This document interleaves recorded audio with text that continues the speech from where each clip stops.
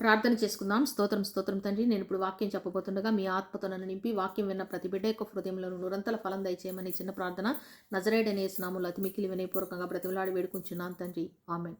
ఈరోజు మనము ప్రకటన గ్రంథము 22వ అధ్యాయము 11 నుంచి చివరి వచనం వరకు ధ్యానించుకుందాం. అన్యాయము చేయవారు ఇంకను అన్యాయమే చేయనిమ్ము, అపవిత్రుడైన వాడు ఇంకను అపవిత్రుడుగానే ఉండనిమ్ము, నీతిమంతుడు ఇంకను నీతిమంతుడుగానే ఉండనిమ్ము, పరిశుద్ధుడు ఇంకను పరిశుద్ధుడుగానే ఉండనిమ్ము. అన్యాయం చేయవాడిని దేవుడు ఎందుకు వదిలేస్తున్నాడు? మనల్ని వెళ్ళి ఆపమని ఎందుకు చెప్పట్లేదు? మీరేమి కలుగజేసుకోవద్దు, వాళ్ళకి తీర్పు తీర్చడానికి నేను వస్తాను. ఇక్కడ మొదటి రెండు రక్షణ పొందుకోవడానికి ఇష్టపడని వాని గూర్చి చెప్పబడింది. అన్యాయం చేయడం అనేది ఒక ప్రవర్తన. భూమి మీద ఎవరికైనా రావాల్సింది రానికుండా అడ్డుకోవడం. అన్యాయం చేయడం అనేది ఒక ప్రవర్తన. ఈ భూమి మీద ఎవరికైనా రావాల్సింది రానికుండా అడ్డుకోవడం. అపవిత్రత అనేది శరీరానికి ఆత్మకు సంబంధించినది. నీతిమంతులు అంటే అన్ని సరైన పద్ధతిలో చేయడం, ప్రేమ క్షమ కలిగి ఉండడం.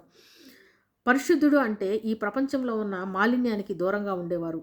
ఇదిగో త్వరగా వచ్చుచున్నాను, వాని క్రియ చొప్పున ప్రతివానికి చుట్టుకు నేను సిద్ధపరిచిన జీతము నా యొద్ద ఉన్నది. ఆ నిత్య నివాసంలో నివసిస్తున్న మనకు రాబో ప్రతిఫలాలు కొన్ని ఉన్నాయి.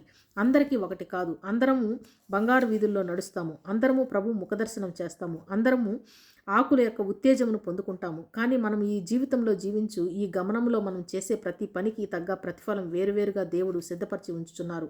అందుకే నీతిమంతులు ఇంకా నీతిమంతులుగా ఉండనిమ్మంటున్నారు.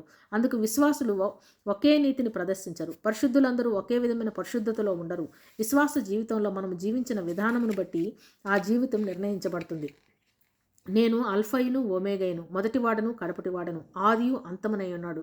యోహానుకు వివరించినప్పుడు యోహాను గ్రీకు భాషలో వ్రాశాడు. ఈ ప్రకటన గ్రంథం అల్ఫా ఒమేగా అనేది గ్రీకు అక్షరాలు. జీవవృక్షమునకు హక్కు గలవారై గుమ్మముల గుండా ఆ పట్టణంలో ప్రవేశించినట్లు తమ వస్త్రములను ఉతుక్కొని వారు ధన్యులు. ఆ పట్టణంలో ప్రవేశించాలంటే గొర్రెపిల్ల జీవగ్రంథంలో పేర్లు వ్రాయబడాలా.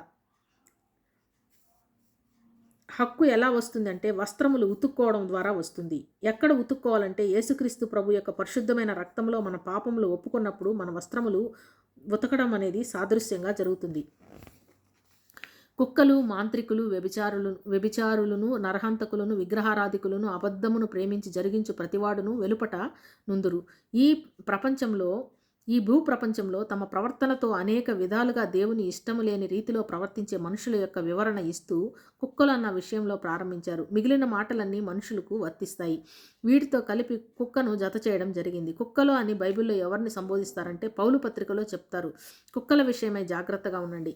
ఇక్కడ కుక్కలు అంటే తమ సొంత నీతిని నమ్ముకొని మనుషులను విచారించేవారు.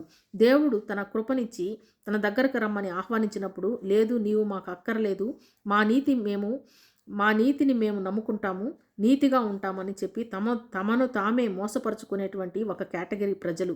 అటువంటి వారు ఎవరూ కూడా దేవుని నివాసంలోకి రారు, వెలుపట ఉండవలసిందే. సంగముల కోసం ఈ సంగతులను గురించి మీకు సాక్ష్యం ఇచ్చుటకు యేసు అని నేను నా దూతను పంపి ఉన్నాను. నేను దావీదు వేరు చిగురును, సంతానమును, ప్రకాశమానమైన వేకువ చుక్కనై ఉన్నాను. మీ అందరికీ సాక్ష్యం ఇచ్చుటకు యేసు అని నేను నా దూతను పంపి ఉన్నాను. ఆ దూత యోహాను దగ్గరికి వచ్చి ఆ మాటలు వివరిస్తే యోహానుకు వాటిని లిఖించి పొందుపరిస్తే ఈరోజు మనందరము ధ్యానించగలుగుతున్నాము. నేను మిమ్మల్ని సృష్టించి మీరు పాపం చేసి శాపం తెచ్చుకున్నప్పుడు మిమ్మల్ని మళ్ళీ నా దగ్గరికి తెచ్చుకోవడానికి నేను సృష్టిగా మారాను. నేను అంటే సృష్టిలో భాగమైన శరీరం కదా ఇది. అంటే ఆ శరీరమును తీసుకుని వచ్చారు ప్రభు. దావీదు సంతానంగా మారారు. అదే దావీదు వేరు చిగురు అంటే. దావీదు వంశములో పుట్టిన యేసు ప్రభు దావీదునే సృష్టించిన దేవుడు. వెలుగునిచ్చే వేకువ చుక్క అంటే సూర్యుడు కూడా రాకముందే వెలుగునిచ్చే బ్రైట్ మార్నింగ్ స్టార్. అంటే అందరికంటే ముందు మీకు వెలుగునిచ్చువాడను నేనే. ఆత్మీయ పెండ్లి కుమార్తె రమ్ము అని చెప్పుచున్నాడు. వినువాడు రమ్ము అని చెప్పవలను. దప్పిగొని వారిని రానిమ్ము, ఇచ్చయించు వారిని జీవజలమును ఉచితంగా పుచ్చుకొననిమ్ము. ఎవరు ఈ వినువారు? పెండ్లి కుమార్తె సంఘము మనమై ఉన్నప్పుడు ఈ వినువారు ఎవరంటే ఇశ్రాయేలు ప్రజలు.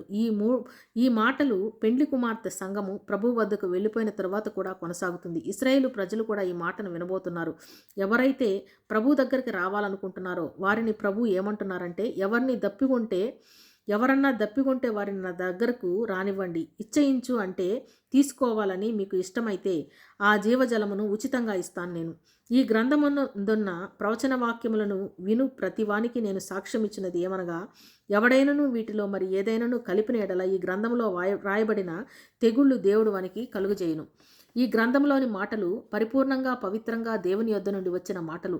ఎవరు అందులో ఏది కలపడానికి హక్కు లేదు. ఒకవేళ కలిపితే ఈ గ్రంథంలో వ్రాయబడిన 7 పాత్రల తెగుళ్ళు, 7 బూరల తెగుళ్ళు, ముద్రల తెగుళ్ళు అవన్నీ కూడా ఈ వాక్యాన్ని కలుషితం చేసిన వారికి దేవుడు ఇస్తాడు. అంటే వాళ్ళకి నిత్య నరకానికి పంపించబోతున్నారు. ఎవడైతే ఈ ప్రవచన గ్రంథమందున వాక్యంలో ఏదైనాను తీసివేసిన ఎడల దేవుడు ఈ గ్రంథంలో వ్రాయబడిన జీవవృక్షములోను పరిశుద్ధ పట్టణంలోను వానికి పాలు లేకుండా చేయను. ఈ సంగతులను గూర్చి సాక్ష్యం ఇచ్చేవారు అవును త్వరగా వచ్చుచున్నానని చెప్పుచున్నాడు. ఆమెన్. ప్రభువైన యేసు రమ్ము. ప్రభువైన యేసు కృప పరిశుద్ధులకు తోడైండునుగాక. ఆమెన్.